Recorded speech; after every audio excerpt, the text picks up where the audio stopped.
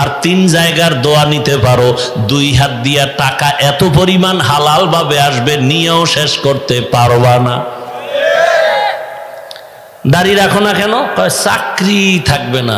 রসুলের আশেক যেই চাকরিতে দাড়ি রাখা যায় না সে চাকরি করো কেন? রিজিকের মালিক তোর বাবা না আল্লাহ? তো কিসের চাকরির? গোষ্ঠী কিলাই চাকরির। পিপিলিকার খানা কে দেন? নদীর মাছের খানা কে দেন? জঙ্গলের প্রাণীর খানা কে দেন? উড়ন্ত পাখির খানা কে দেন? ওরা দামি না আমরা দামি? আল্লাহ আমাদের পারবেন না? তাহলে ওই লাইনে চলো যে আমি আল্লাহ রসুলকে কষ্ট দিব না, সুন্নত জবাই করব না, কষ্ট করে কাঁদো, আল্লাহ ফেরেশতা দিয়ে খানা ঘরে দিয়ে যাবে। তোমার সে ইয়াকিন নাই, বিশ্বাস নাই, পাগল হয়ে সুদখোরের পেছনে দৌড়াও কয়টা টাকার জন্য। আর তারে বানাইছে আবার মসজিদ কমিটির দায়িত্বশীল, যে অল টাইম আপন মায়ের সাথে জিনার গুনাহ, সে মসজিদের দায়িত্ব আসে কিভাবে? এই জনগণ টাকা খাইছে, ভোটের আগের রাত্রে বিক্রি হয়ে গেছে। যেই চোরারা শ্বশুর বাড়ির যৌতুক খায়, ওই চোরারা আজীবন বউয়ের পা চাটে, গোলাম হয়, কথা বলতে পারে না। এই হারাম টাকা যারা খায় ওরা হারামের বিরুদ্ধে কথা বলতে পারে না। মুসলমান কথা বলতে পারে না, রসুলের আশেক সুন্নতের উপরে দাঁড়াতে পারে না। আলেমরে অপমান করে, বোবা হয়ে বসে থাকে, কিছু কয় না। কেমনে কইব? নেতার পা চাটছে না। আর যদি শক্তি থাকতো ইমানি, টাকা লাগতো না, ফকিন্নির পোলা গিয়া কলারটা ধরে বলতো, আমি দাড়ি রাখি না ঠিক, কিন্তু আমি আল্লাহকে ভালোবাসি, আলেমকে ভালোবাসি। আলেমকে অপমান করলি কেন? কানে ধর, কানে ধর। এক বেদবরে সোজা করলে গোটা দেশ সোজা হয়ে যেত। নাই তো সেই ইমান। আর ওরাও বুঝে এই মুসলমানের ফিডাইয়া লাইনে আনা যাবে না, ট্যাবলেট খাওয়ায় দাও। ইংরেজি ইংরেজি ইংরেজি পছন্দ করো না, এবার চায়ের মধ্যে ভিজাবি আর ইংরেজি খাবি বিস্কুট দিয়া। কি বিস্কুট ইংলিশ লেখা নাই? চা দিয়া ইংরেজি খা। আল্লাহ হেদায়াত দান করুন।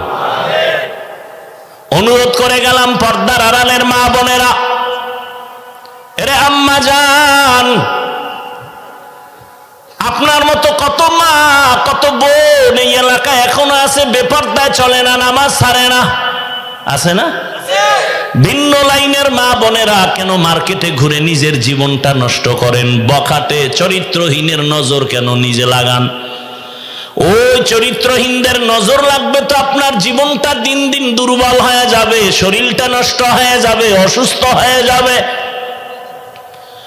অনুরোধ করে বলি, কয়দিন এখনো সময় আছে, 5 ওয়াক্ত নামাজি হয়ে যান, একটা সন্তানকে আদর্শ ডাক্তার বানায় যান, স্বামীর মাল হেফাজত করেন, সন্তানের ভবিষ্যৎ নিয়ে ভাবেন। এরে আম্মা জানেরা, বাবা জানেরা, ভালো করে বুঝেন, আপনি তো একদিন মরে যাবেন, কিন্তু সন্তানের কি দিয়ে গেলেন? একদিন কিন্তু সন্তান মনে করবে, আর ভালো কিছু দিলে দোয়াও করবে, আর বলবে আমার আব্বু আম্মু কত ভালো ছিল, নামাজের টাইমে নামাজ পড়তো, তেলাওয়াত করতো, মোবাইলে গুনাহ করতো না, মা বাবা 2 জন মোহাব্বতে থাকতো, ঝগড়া করতো না, আমাকেও দিনের পথে চালাইতেন, নামাজের দাওয়াত দিতেন, আমার মা বাবা বড় ভালো। ও মা বোনেরা, ও বাবাজিরা, আর যদি খারাপ চরিত্র রেখে চলে যান, সন্তান এক সময় ধিক্কার দিবে, আর বলবে আমার মা বাপ ভালো না, আমি কেমনে ভালো হব? সারাদিন আমার মা বাবায় ঝগড়া করতো, আমার মা বাবা বেগানার পেছনে থাকতো, মোবাইল নিয়ে ব্যস্ত থাকতো, নামাজ নাই, তেলাওয়াত নাই, আমার মা বাবার কারণে আমি আজকে নষ্ট হয়ে গেলাম। ওই সন্তানের ভবিষ্যৎ চিন্তা করে এখনো সময় আছে, তওবা করেন। আর নামাজ ছাড়বেন না, বেপরদায় চলবেন না, সন্তানটাকে আদর্শওয়ালা বানায় যাবেন।